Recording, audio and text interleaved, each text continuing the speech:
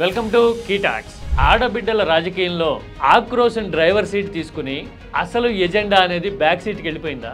తెలంగాణలో కవిత మాట్లాడుతున్న తీరు చూసిన తర్వాత ఆల్రెడీ తెలంగాణ నుంచి ఏపీ వెళ్ళి షర్మిల చేస్తున్న రాజకీయం కనపడుతూ ఉన్న తర్వాత ఇదే డౌట్ వస్తుంది. ఇటు కవిత వల్ల కానీ అటు షర్మిల వల్ల కానీ రాజకీయంగా ఎంత ప్రభావం ఉండొచ్చు? ఉంటే గింటే గనక వీళ్ళిద్దరి రాజకీయం వల్ల అసలు బెనిఫిట్ అయ్యేదెవరు, నష్టపోయేదెవరు? రాజకీయాలు ఎజెండా బేస్డ్ కాకపోతే ఇంప్లికేషన్స్ ఎలా ఉంటాయో చెప్పడం మాత్రమే ఈ వీడియో ఉద్దేశం. This is కీటాక్స్.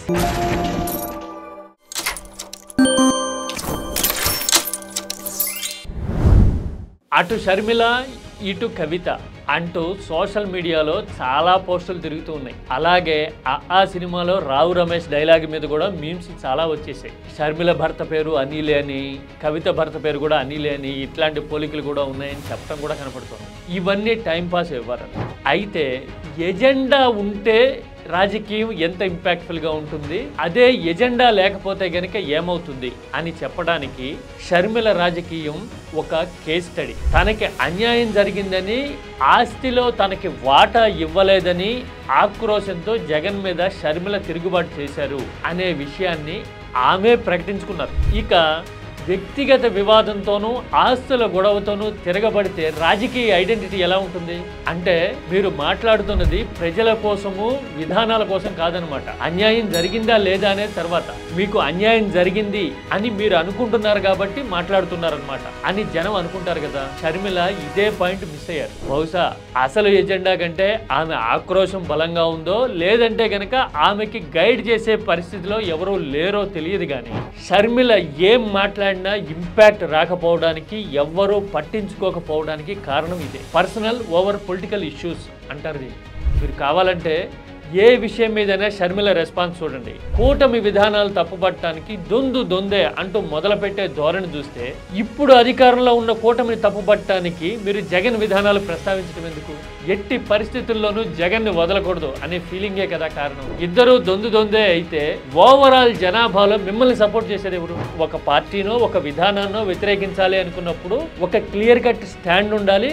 వాళ్ళకి వ్యతిరేకంగా ఉన్న వాళ్ళందరూ అప్పుడే మీ వైపు వస్తారు, చూస్తారు. మీరు ఈ కామన్ పొలిటికల్ సెన్స్ ని కూడా మిస్ అయ్యి షర్మిల రాజకీయం చేయడం అనేది ఏపీలో కనపడుతుంది. ఎందుకంటే అజెండా కంటే ఆక్రోశం అనేది చాలా బలంగా ఉంది. ఇక తెలంగాణ విషయానికి వస్తే, అసలు నా లేఖ లీక్ చేసింది ఎవరు అంటూ మొదలుపెట్టి పార్టీలో నా స్థానం ఏంటో చెప్పండి అని కవిత అడగడం చూస్తే, కవితకి కేటీఆర్కి మధ్య ఇష్యూస్ ఉన్నాయని ప్రయారిటీ మొత్తం అంతా కేటీఆర్కి ఇచ్చి కారు డ్రైవింగ్, స్టీరింగ్ మొత్తం అంతా కేటీఆర్కి అప్పచెప్పేశారు, ఇక నా పాత్ర ఏముంది అనే ఆక్రోశంతోనే కవిత మాట్లాడుతున్నట్టు ఎవరికైనా అర్థమైపోతుంది. అలాంటప్పుడు బీఆర్ఎస్ని అభిమానించే వాళ్ళు, కేసీఆర్ని అభిమానించే వాళ్ళు ఎవరైనా సరే ఆయన రాజకీయ ఐడియాలజీకి భంగం కలిగేలాగా మాట్లాడుతున్న కవితను సపోర్ట్ చేసే అవకాశం ఉంటుందా? పైగా కవిత అంశాలు ప్రస్తావిస్తున్న తీరులో కూడా కాంట్రాడిక్షన్ క్లియర్గా కనబడుతుంది. నేను ఏ పార్టీలోనూ చేరడం లేదు అని నిరూపించుకోవడానికి తాను జైలుకి వెళ్ళడానికి కారణమైన బీజేపీ మీద విమర్శలు చేస్తూ ఉన్నారు.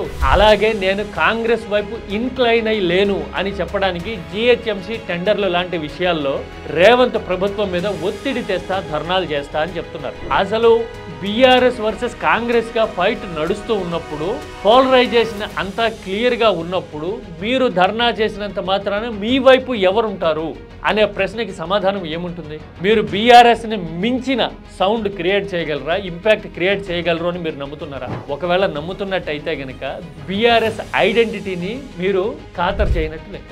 ఒకవేళ నమ్మడం లేదు అంటే మీ రాజకీయ విధానాన్ని మీరు చెక్ చేసుకోవాలి. ఎందుకంటే ఆల్రెడీ బీఆర్ఎస్ ఉంది కదా, మీరు అదే ఐడియాలజీని వినిపించడానికి సపరేట్ ఎంటిటీ ఎందుకు? తోడబుట్టిన వాళ్ళతో గొడవ ఉంది కాబట్టి సపరేట్ రాజకీయం చేస్తే జనం మన వైపు వస్తారు అని అనుకోవటం కరెక్టేనా? పైగా పార్టీ నాకు అన్యాయం చేసింది అని కవిత మాట్లాడుతున్న తీరు నిజానికి ఆశ్చర్యం కలిగిస్తుంది. ఒకసారి నిజామాబాద్ ఎంపీగా ఉన్న తర్వాత, రెండో విడత ఓడిన తర్వాత వెంటనే ఎమ్మెల్సీని చేసింది ఎవరు? కనీసం ఆ మరుసటి ఎన్నికల్లో 2024లో కనీసం పోటీ చేయలేని పరిస్థితి రావడానికి కారణం ఏంటి?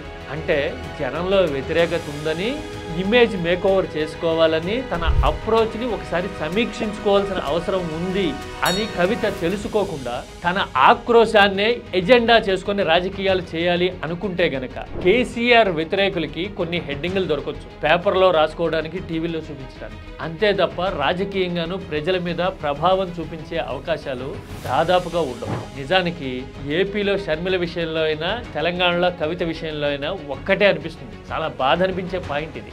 తెలివి ఉన్నప్పుడు, మాటగారితనం ఉన్నప్పుడు వ్యక్తిగత జీవితాన్ని పణంగా పెట్టి రాజకీయాలు చేయాలి అనుకుంటున్నప్పుడు ఆక్రోశాన్ని మాత్రం వదులుకోకపోతే ఏం లాభం? పర్సనల్ ఎజెండా కోసం మాట్లాడుతూ ఉంటే, పర్సనల్ ఎజెండా కోసం ఎవరి మీద ఉన్న గ్రెడ్జ్తో మనం రాజకీయ వైఖరి తీసుకుంటే మనల్ని సమర్థించేందుకు ఎవరుంటారు? ఈ చేస్తున్న సాక్రిఫైజు, పెడుతున్న అటెంప్ట్ అంతా వృధానే కదా. అందుకే అనిపిస్తుంది ఆడబిడ్డల రాజకీయంలో అజెండా కంటే ఆక్రోశం ఎక్కువ ఉంది. మీరేమంటారు? This is key talks.